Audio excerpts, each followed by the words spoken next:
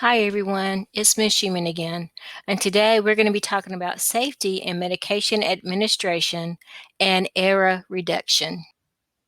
So when we talk about safety in medication administration, it's everyone's responsibility for the reduction of medication errors and to also monitor the adverse events related to dosing of medication errors.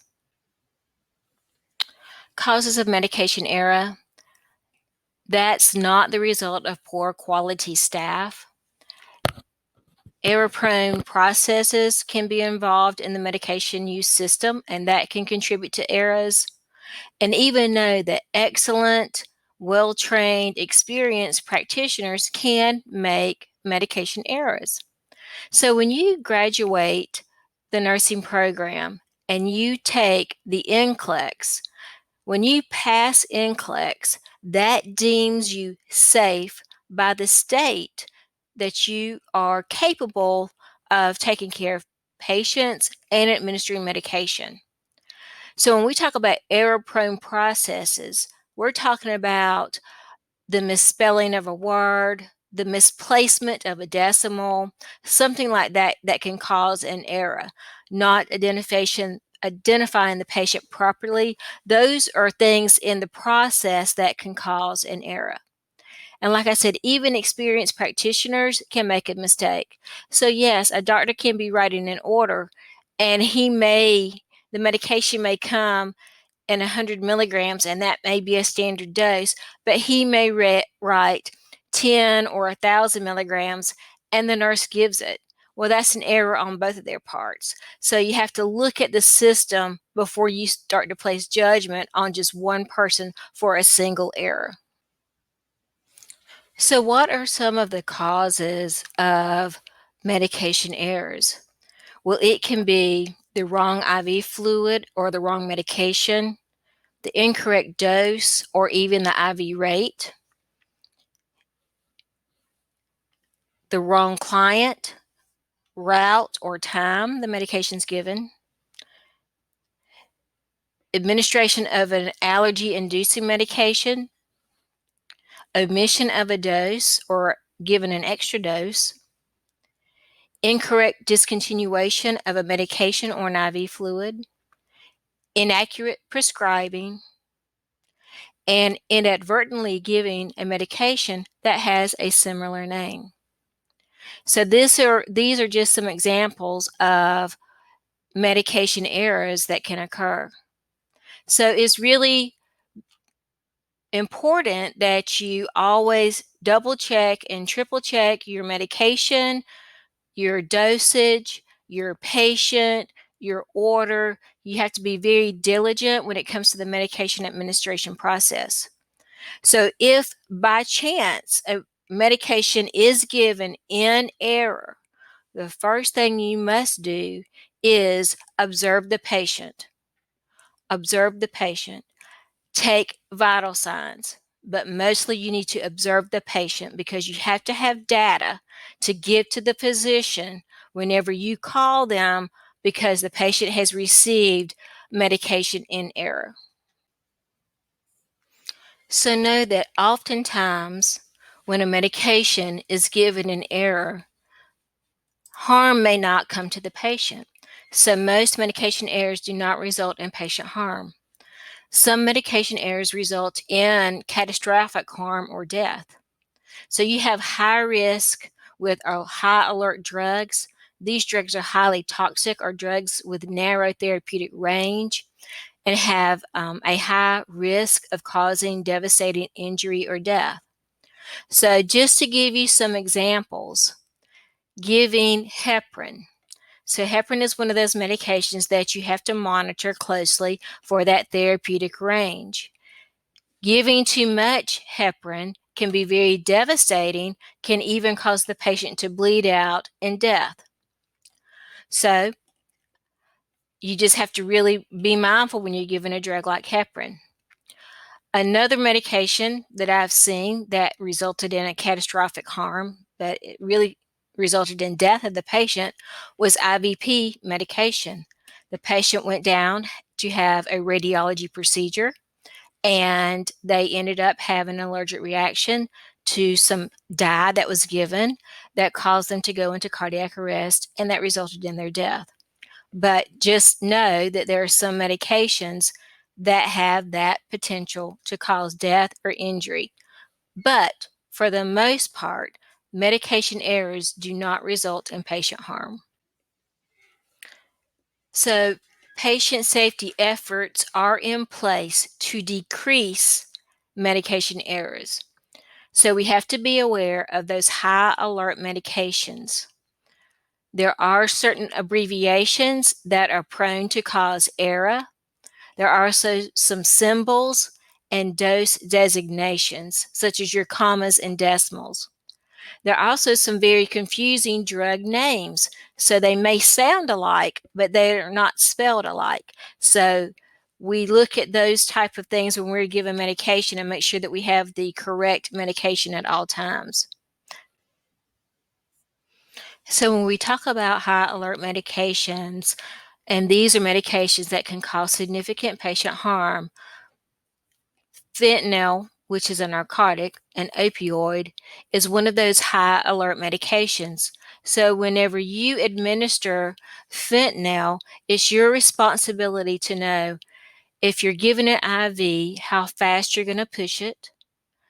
It's your responsibility to know what adverse effects to look for, such as decreased respiratory rate, decreased level of consciousness, bradycardia.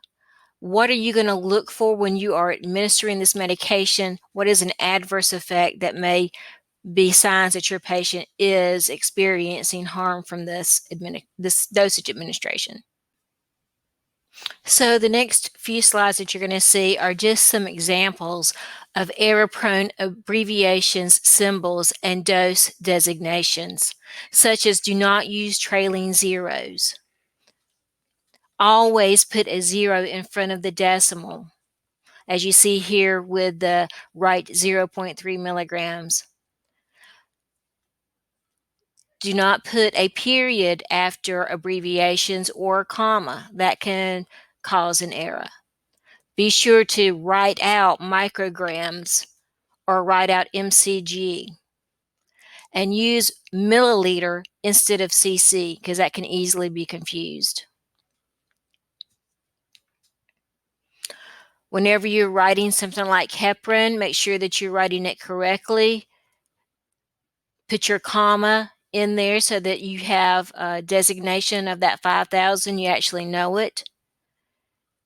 And if you have to write out something in millions, make sure you write out the word millions instead of just units. So be very careful whenever you're using medication abbreviations and symbols that it's not going to cause any confusion or cause the person administering the drug to administer the wrong dosage. Some medications can have some very confusing names. They are written very similar or spoken very similar. They sound alike, look alike medications is what we can refer to them as. So it's very important that we look at medications and get corrections in spelling if you're unsure. So here is an example of what we're talking about when we talk about sound alike, look alike medications. The one on the left is Novolog. The one on the right is Novolin. You see they're the same type of mixture, 70-30, but they both have distinctly different names and they both perform differently. It is insulin, and so they both have different types of peak reactions for the patient. So you have to be very careful. Make sure you choose the correct drug with your sound alike, look alike medications. So tall man lettering is the use of mixed case letters, a mixture of both upper and lower case. We do that in drugs that names are very similar, and whenever you speak them and when you write them, they're very similar in nature. So we try to use some tall man lettering to so that you can see the difference between these drugs. And here are just some examples of tall man lettering, and you will see this on the drug packaging before you give it. When you pull it for administration, you're going to see these tall men letters on medications. So we have what's called black box warnings, and these are warnings on the packaging, and this means that the drug has a potential for a life-threatening or can cause a serious disability when given. So you have to be very mindful when you're giving a drug if there is a black box warning associated with it. So here is a couple of examples of what a black box warning label looks like. As you see, the levothyroxine or the Synthroid says not for obesity or weight loss. Another of the labels up there says warning increased mortality in elderly patients with dementia related to psychosis. So you want to avoid giving that medication. The other box says may cause dizziness. So this is what a black box warning label looks like. So the black box advises the client that there's some potential risk with the medication. It also alerts the healthcare professional, which is the nurse, about some serious side effects that could be related to that. So it just is an alerting system that there's a potential reaction or a harmful effect that can be associated with this medication. So the nurse is central to ensuring safety in medication administration by implementing safe practices. And this includes consistently and properly using technology, interpreting and transcribing the medication orders, also following the rights of medication administration, and also understanding the routes of administration. The use of electronic physician's orders and medical records has definitely decreased the number of medication errors. But it is important as the nurse that you understand all of the parts of the medication order. So this is an example of a medication order in an electronic form. As you see, there's a category, an order, a date and time, status, and stop. You also see at the bottom, you can read along, it says review, order, document, and sign. To the right, you'll see a list of things such as allergies, hold, resume, discontinue, reconcile medications, transfer, discharge. So this is just one example of electronic documentation, and it's going to look differently at different facilities. So not every facility's medication record is going to look exactly the same. But it does have the patient's name, their date of birth, their medical record number, the name of the medication, the dosage of the medication, route and frequency of the medication. If there's any component that's missing, it's your responsibility to question that order and get it corrected. Always verify your orders, compare your MAR, which is your medication administration record, with the physician's order. And if you're using an electronic medical record, look at the physician's order and what's in the MAR summary, and check for any errors. Always double check the orders whenever you're looking at the different components, and make sure all of the components of the medication order is there.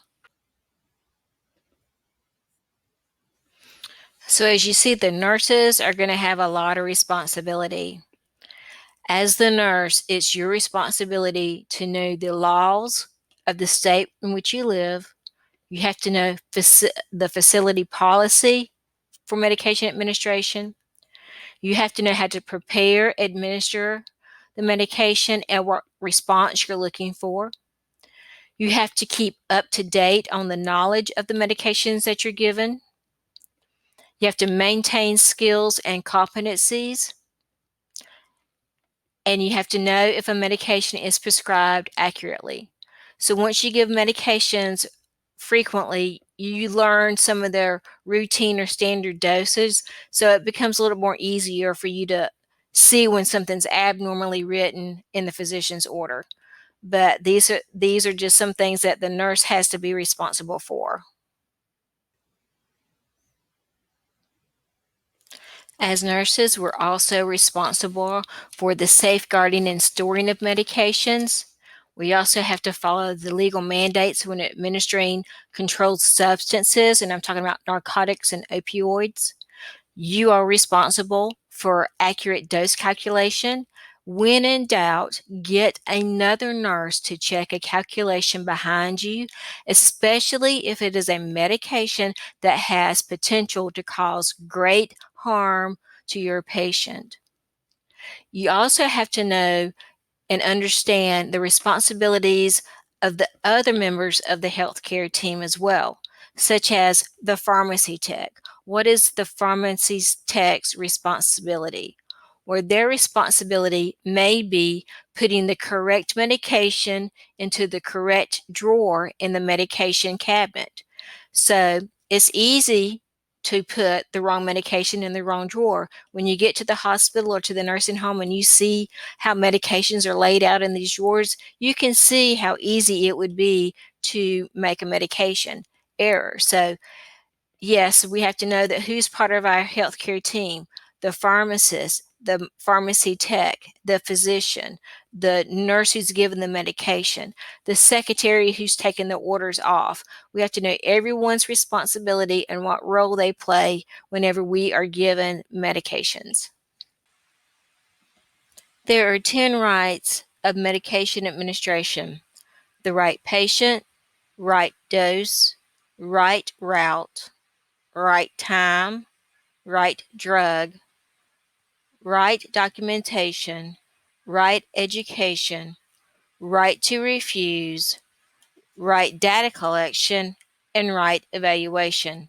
As nurses, we have to follow these rights of medication administration to ensure that we do not create or make a medication error. So let's start with right client. Joint Commission requires we have 2 patient identifiers. This can be the name, an assigned number, phone number, birthday, photo ID, or a person-specific identifier. We also use ID bands. Some ID bands have barcode scanning capability because we use a barcode scanner in some facilities. And when we talk about using an identification band, always remember to put an allergy band on your patient. If they have some sort of allergy, you need to make sure they have an allergy band as well as that identification band. So, the right medication. It's important that you administer the correct medication. You need to be prepared to look at that label, compare it to your MAR at least 3 times. Whenever you remove the medication from the container, look at your label. Before you put your medication into the medicine cup or draw it up into the syringe, you're going to look at the label again. When you get to the patient's bedside, before you administer that drug, before you give that pill, you're going to look at that label again. Every time you look at that label, be sure to refer back to your MAR. It's essential that you get the correct medication. Remember when we talked about tall man lettering and medications that look alike and sound alike? Doing this 3-step check ensures that you are given the proper medication to the correct patient. So now let's talk about right dose. Did you calculate the drug correctly? Do you have the correct unit dosage? Do you need a second nurse to verify that calculation? If you do, ask. Never be afraid to ask for someone else's input when it comes to dose calculation. Refer to your drug reference. if you need some more assistance in knowing if you've got the correct dosage. And always use standard measuring devices, such as a measuring cup that has the milliliters. Always make sure you have the appropriate size syringe as well.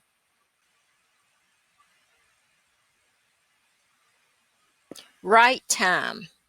Always make sure that you're given the medication at the right time.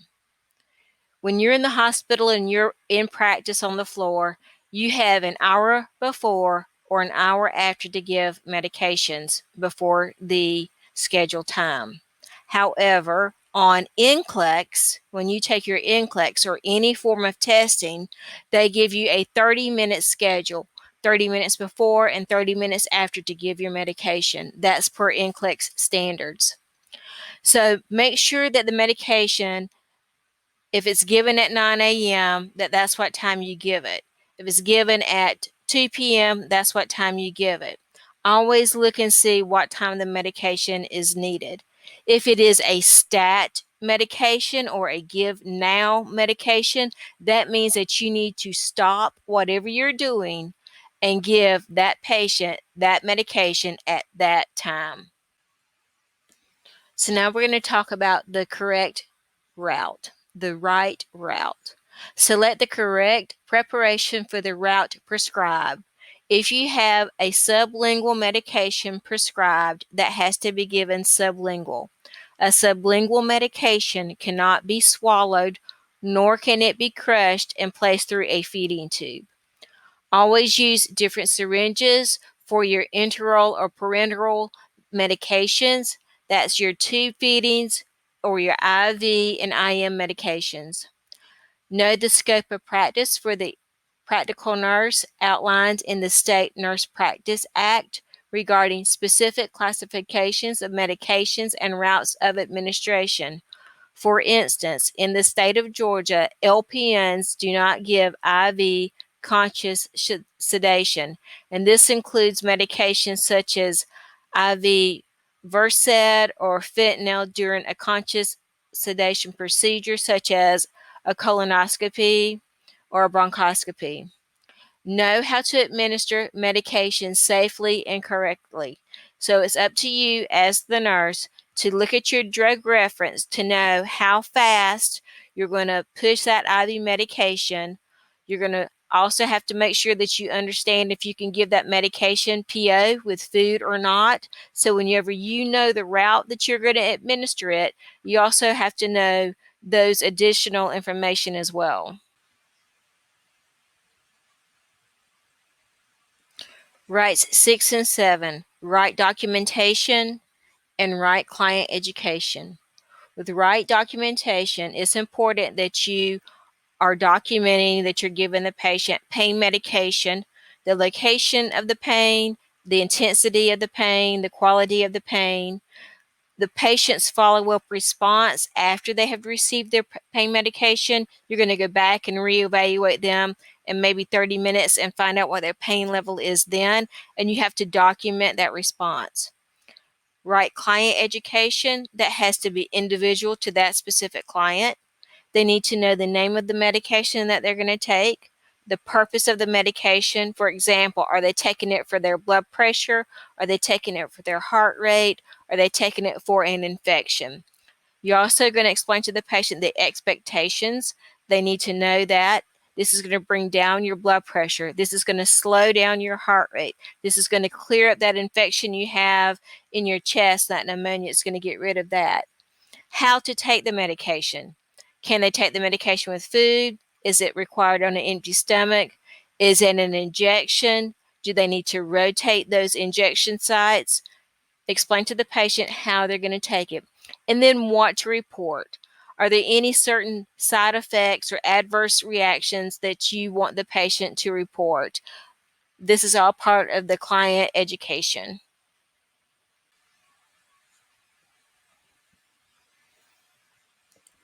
Rights 8 and 9, right to refuse, right data collection.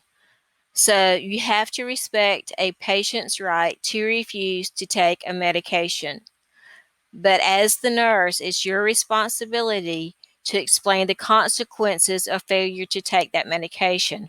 For instance, a patient decides they don't want to take their blood pressure medicine. Well, then it's your job to tell them, if you don't take your blood pressure medication, there's a possibility that you could have a stroke. Those kind of things can happen when you don't take your blood pressure medication. But if a patient refuses to take their medication, you just document that patient's refusal and let the physician know. The right data collection before and after. So if you're going to give someone pain medication, what data do you need before you give it? What data do you need after you administer it? That's what we're talking about when we talk about right data collection. So you would need the location of the pain, and then you would need if the patient had pain relief. So that's the kind of data that you need. And once you get that data, make sure you document it.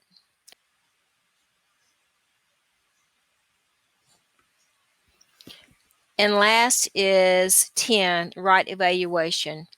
We talk about right evaluation. We're talking about therapeutic effects, side effects, and adverse effects. If there are any associated with that drug, make sure that you do the right evaluation and document your findings.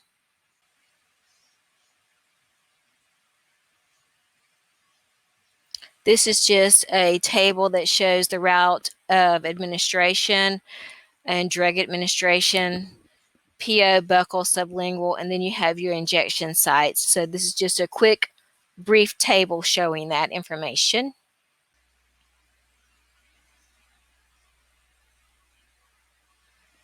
Here's just another table with some more of the routes of administration that you are familiar with. We've talked about this in the last session that we had.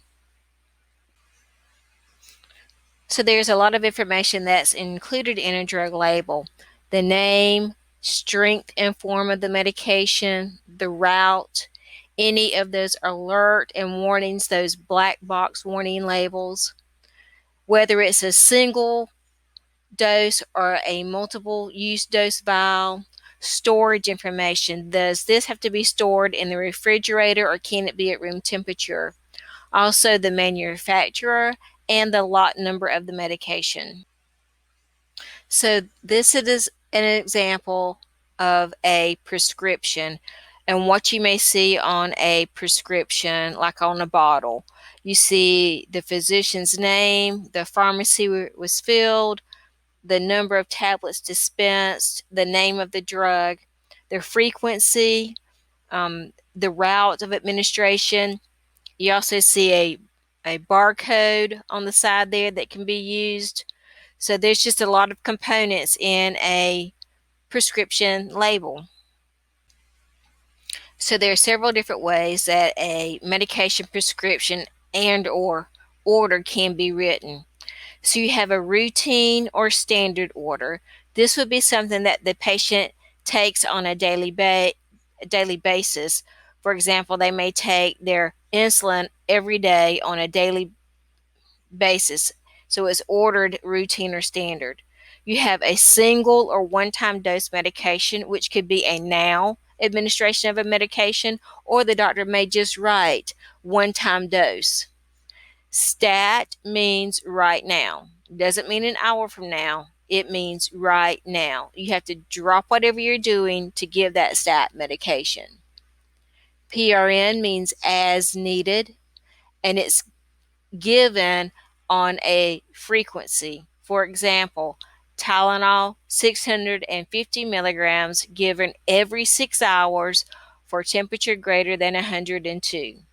Or Tylenol 650 milligrams given every 6 hours for a headache on a scale of 2 to 5. So your PRN medication has a dose and a frequency attached to it as well. A standing order is something that is always in place. It's in a group of orders, say for an admission of a patient with chest pain. There are certain medications that are going to be routine and standing whenever that patient's admitted that you don't have to call the doctor for. It's the same way if a patient's admitted newly to a long-term care facility like a nursing home, there's some routine or standing orders in place. Those standing orders are there so that you don't have to call the doctor for that Tylenol order or that milk of magnesia order. That order is already in place for that patient. So you have names of the drug, you have generic or universal names, brand names, trade names. Some of the names, especially the trade names, are followed by the symbol R with a circle around it. But there are just several different ways that medications are named. So you need to be familiar with the brand name, generic name, or the trade name of the medication. And you're going to hear some things used interchangeably, and they often are used interchangeably.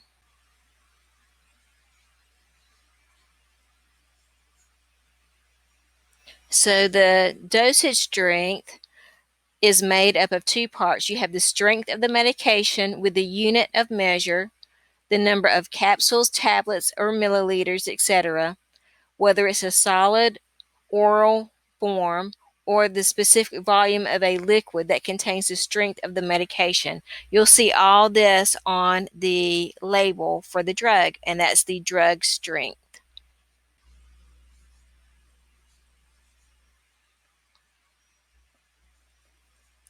Sometimes you may have more than one dose strength on a label. For example, on this bottle, this is a 4 milliliter bottle. In that 4 milliliters, you have 12 milligrams. So for each milliliter, there's 3 milligrams. So you can look at this and do your dosage calculation by using either the 12 milligrams per 4 or the 3 milligrams per 1 to do your calculation.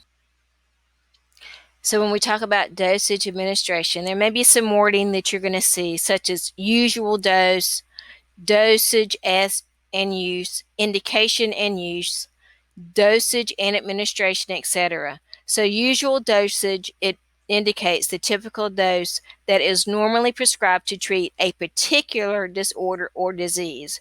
So know that some medications have multiple uses. So some blood pressure medication may be also used to treat migraine headaches. So make sure that you're looking and seeing what that patient is being prescribed the medication for so that you can see the usual dosage for that disorder.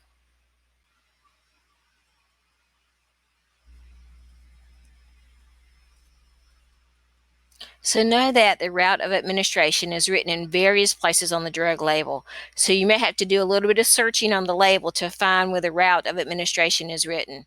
If it's a tablet, pill, or capsule, it may not say oral. That is just something that's going to be understood because of the type of dosage that it is.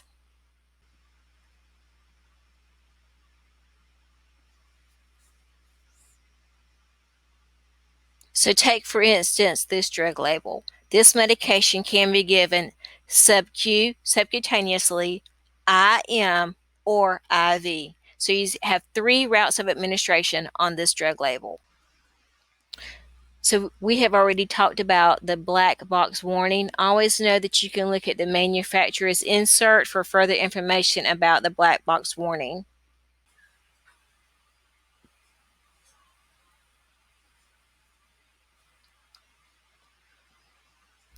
So when we talk about controlled substances, we're referring to narcotics.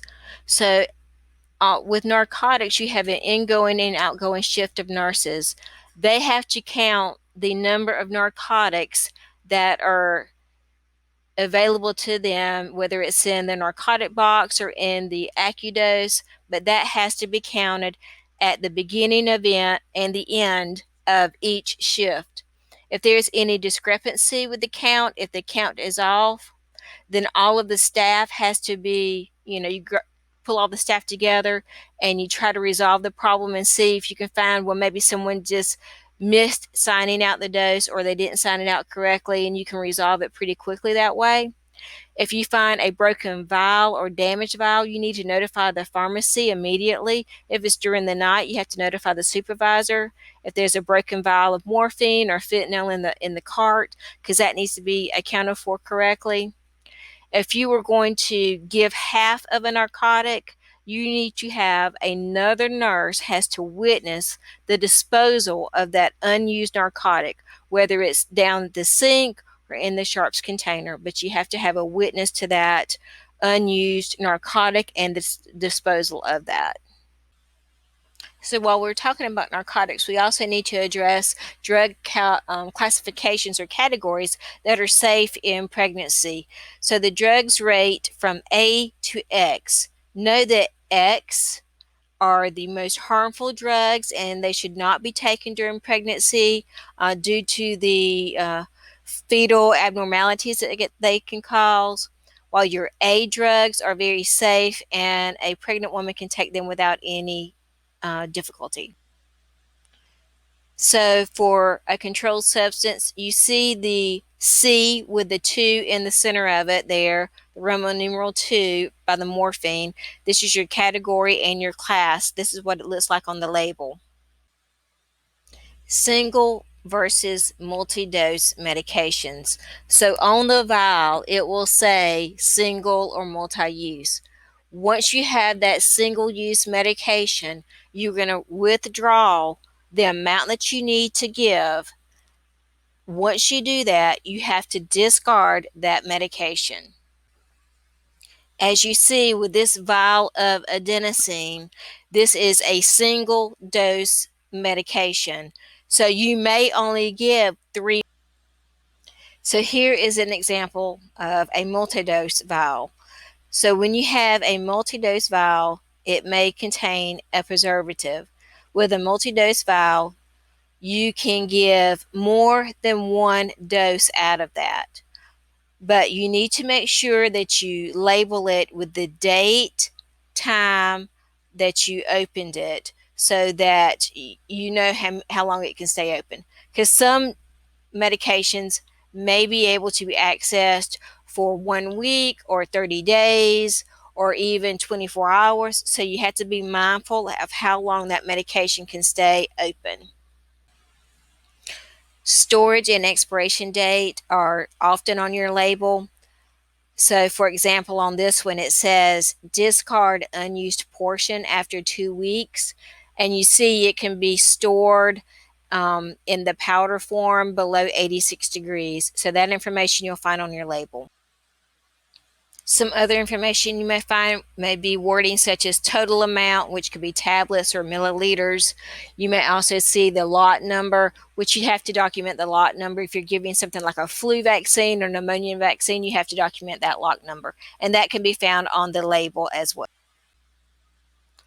So here's an example of the manufacturer, the lot number, and the total number of tablets in the prescription or the bottle. So there are 5 steps to the medication administration process. Step number 1, the medication is ordered by the physician, nurse practitioner, or the physician's assistant. The second, the medication order is interpreted by the nurse, the pharmacist tech. Next, the order is transcribed as written, and it's either written into a paper MAR or it's transcribed into a computer or digital system. Next, you prepare the medication, and then the 5th step is the administration of the medication. And that's it for this pharmacology lecture. So positive minds, positive vibes, and positive life. Keep up the great work.